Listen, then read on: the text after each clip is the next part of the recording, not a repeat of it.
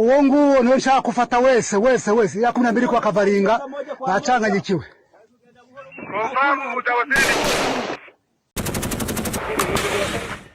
Bira huruma ashaka kuraswa nta mbabazi kuko nawe niyo gufatara kwica nta magambo menshi ashaka kubabwira.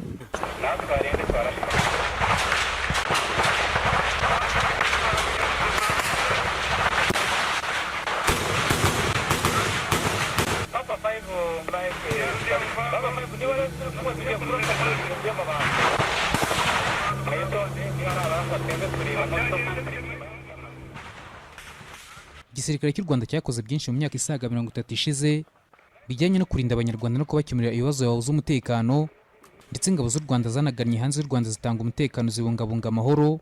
Ibyo nabyo twabigarutseho, ariko nanone mu nkuru zavuba ahangaha igisirikare cy'u Rwanda nanone cyagarutsweho mu isi yose ubwo cyatabaraga abandi banyafurika bari mu bibazo byo kugira umutekano muke.